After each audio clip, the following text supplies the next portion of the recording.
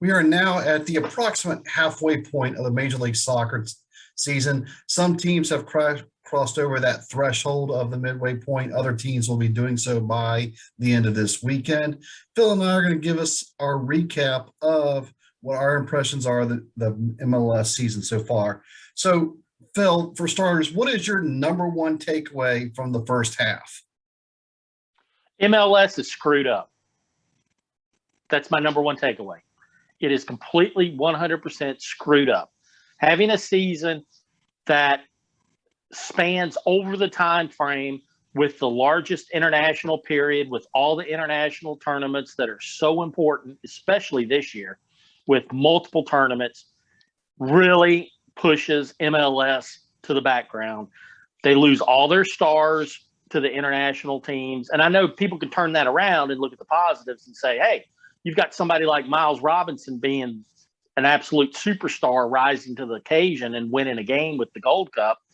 But still, it's better that that stuff takes place in the off season and doesn't interrupt the club season. Here's my response to your thoughts. If Major League Soccer is content of how they were as let's say it was tier 3 type of league, maybe it's a tier 2 type of league, I don't know, then who cares? Okay. But I think they have grown. I think they have gotten a lot better. It's a much better product than it was even 3 to 5 years ago. With that said, I could back and support you if you think the league has taken that step up and is trying to take that step up. I think it has taken the step up. I love it. I mean, you're 100% correct. In the last 5 years, the quality of play has increased exponentially. It is such a better league now than it was 5 years ago. The speed of play is picked up. It's exciting. Rarely ever do we have boring games anymore. Now, we still have our New England Revolution, but that's more of a coach's thing. But by and large, most of the teams out there in MLS try to win and become better than just existing to try to, eke out an existence and make some money. Yeah, there's some bottom feeder teams that are still out there just cashing paychecks, but every league has that. I mean, SEC has Vanderbilt. You've got Major League Baseball with Pittsburgh and Kansas City. I mean, NBA, pick your team at the bottom in NBA. So you still have some people that are basically the sled with the horses pulling it. I think in MLS, the vast majority of teams want to win and want to be competitive because they see where they can be competitive, make money, and also now that they're trying to be sellers, if your team sucks, you're never going to sell a player for big bucks to the EPL or Bundesliga or Serie A. It's not going to happen. It's what I guess as I'm calling it is a growing league, a growing man's league. So players from other countries, South America and maybe Western Europe, are coming here to play, plus the U.S. players, and then they're being sold off to the tier 1 and tier 2 programs that you just mentioned. So does that make the U.S. product a tier 3? Maybe. I'd still like to say that what league is better outside of the 4 or 5 European markets? What's the next best league? It's got to be Major League Soccer, right? Technically, it's Liga MX because the top teams there, they can spend over twice as much money as MLS teams do on salary and on teams. They've been dominating the cup. So I would still say Liga MX is above MLS, but our MLS teams can compete with the vast majority of the Mexican League players or Mexican League teams. Definitely. Last week I watched some international soccer with some international leagues and some of the teams from the Colombian League. I watched the Millonarios, and they're nice. They play some good soccer. So I think a lot of these teams from South America, their top leagues are every bit as good as our best team in MLS. And matter of fact, I mean, they could probably play with second tier British and German teams.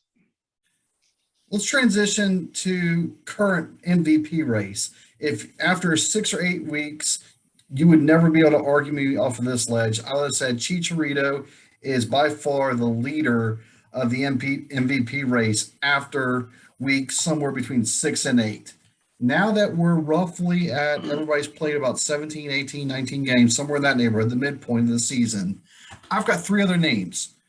Rudiaz for Seattle, Boa for New England, and Salio for Kansas City. Kansas City, 10 goals, 5 assists. He probably secretly would be my leader for the MVP race, but any of the four, I don't think you can go wrong with maybe one other exception we'll talk about in a few minutes. What's your opinion on who's leading that type of race? Well, I have to divide it up. There's MVP, most valuable player to their team, and then there's the Golden Boot. So if you're looking at the Golden Boot, then you're looking at the Ruidiaz type deal. While he's fantastic and he really is carrying his team, he's got a lot of help on that team when they're not all hurt or playing internationally. But he's really not a complete player. I mean, he is a scorer, and but hey, finishers are born; they're not made. So I won't take anything away from him. But he's my leader to get the Golden Boot. The MVP, I think you've got to go. You got two guys. You've got Salio, if that's how we pronounce his name. I don't know. He's fantastic because he's a complete player. He scores, and he's got a boatload of assists to go with it. What's he got? 5 assists? 5 assists? And he tackled. He's got like 22 tackles. I mean, the guy's, well, no, not that many tackles. He's got 7 tackles. So he does do things besides score. And the other guy in the race, in my opinion, for MVP is Nani, because he scores and he's got a crap load of assists. I mean, he's got 6 assists, but he's also out there playing defense. He's team captain. I mean, he's an old dude, and he's out there logging some serious minutes now. So, and he carried this team, the Orlando City team, through the last international break. Here's all I'm going to say, and maybe it's because you know the team I support, I know the team you support, so I know you understand this. But you can't win unless you score goals. And both Orlando City and Atlanta have that issue of scoring goals. So there's something to be said about a guy who can finish. And like you said perfectly, they're born, not made. So it's an interesting race. I do like how you brought up Nani. I would have never thought of him because I'm a little biased towards Orlando City. And I'm still a little bitter about their most recent tie, which was a 2-point loss. He beat us. Yes, he did. I mean, Yes, bottom line, he beat us, period. End of story. Well, he got himself another assist. So it's going to be an interesting race. All right, Gold Cup. Put this guy into world famous phenomenon. But believe it or not, he's a Richmond kicker. Matt Turner. Is he now the best keeper in Major League Soccer? We can now discuss him in the same breath as the best keepers in Major League Soccer. His stats are just as good as the best guy, Andre Blake. They're right there with him.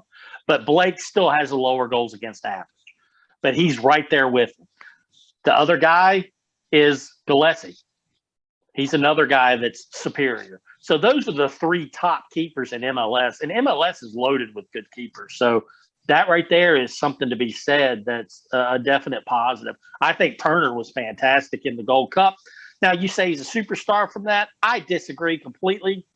Miles Robinson was the superstar, dude. He won it. Period. End of story. He was never beat 1v1. He was tremendous. He was fantastic. And God, do we need him back. My favorite comment was, yet he still hasn't scored for Atlanta.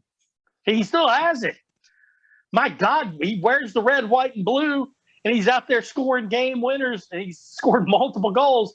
And in Atlanta, he still hasn't scored for us.